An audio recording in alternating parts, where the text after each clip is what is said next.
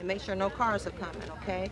Then you turn your head back around and keep going to the next purple spot and then turn back around and look at me, okay? Today's society is faced with enormous economic, health, medical, and transportation challenges. And the primary purpose of the program is to inform, inspire, and educate people, especially children, to meet these challenges.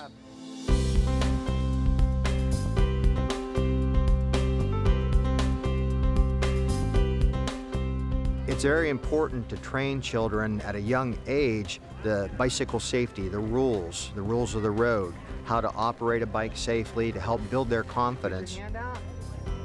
Keep pedaling, and stop. Good girl.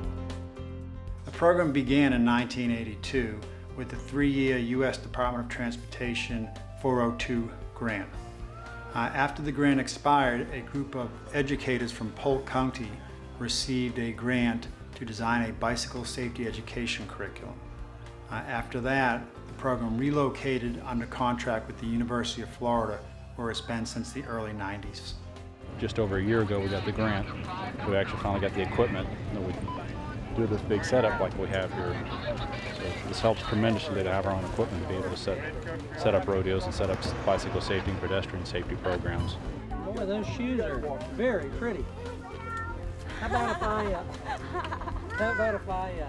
watch you get off? A portion of every year's fiscal budget is reserved for what we term mini grants, and schools can fill out the application and request up to $2,000 per grant that's designed to pay for substitute teachers so the teachers can attend these trainings, or to purchase equipment for their traffic education program, or even to maintain that equipment. You know, when we do these trainings, we often find a lot of times that a number of people have misinformation that as it pertains to bicycle safety education, particularly when it comes to the bicycle laws and statutes, as well as how to properly maintain a bike and how to ride safely and predictably. Yeah, a lot of people think riding a bicycle is just an elementary skill. You get on, you can ride whichever way you'd like. No real rules. It's basically getting there however you'd like, but there are definitely a good number of set rules out there for your safety and for the safety of others. Safe Routes to School is a new federal program that brings together many different elements that have been building over the years. There's a need for children to get more physical activity, to try to combat the obesity crisis and the diabetes problem. There's a need to try to get fewer cars on the road and to result in more cost savings, less air pollution. Of course, costs are phenomenal. The cost of busing kids, the cost of parents driving the kids to school every day is really going through the roof with the increased gas costs. So all of these things are coming together to support the Safe Routes to School program. In 1992, Florida became the first state to have a statewide school crossing guard program. And under that program, our crossing guard administrator trains the local crossing guard trainers, and then they train the guards. So there's more uniformity of the crossing guards, the way that they operate in Florida than in any other state, and we're still the only state that has a statewide program.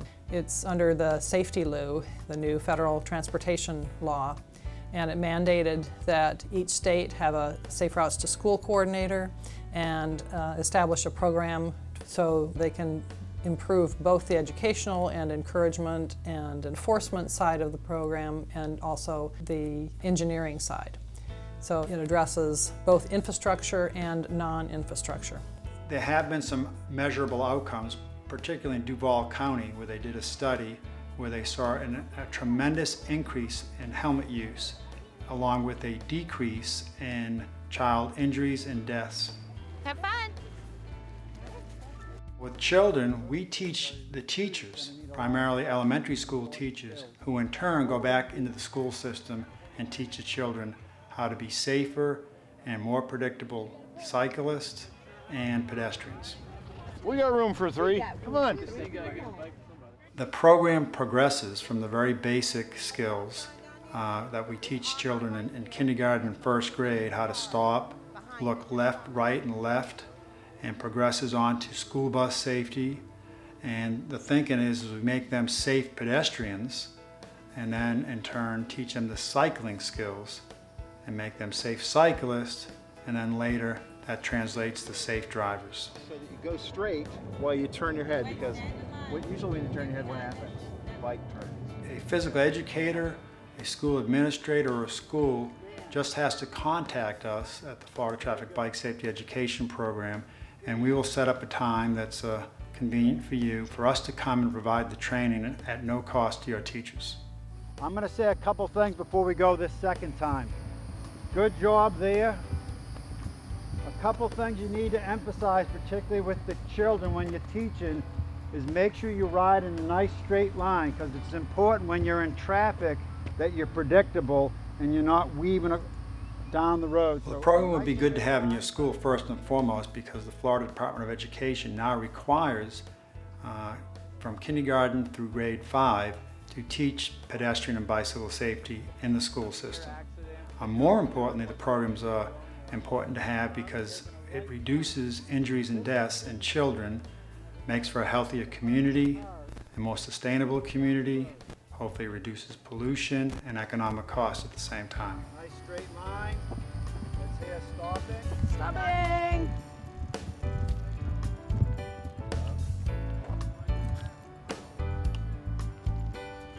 Great job, guys.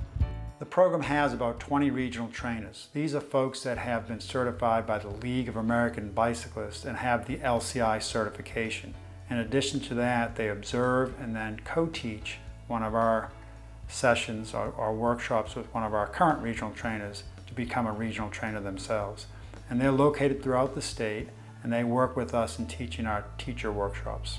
What we're doing out here is we're making children aware of their habits on bicycles and making them be more aware and a little bit safe.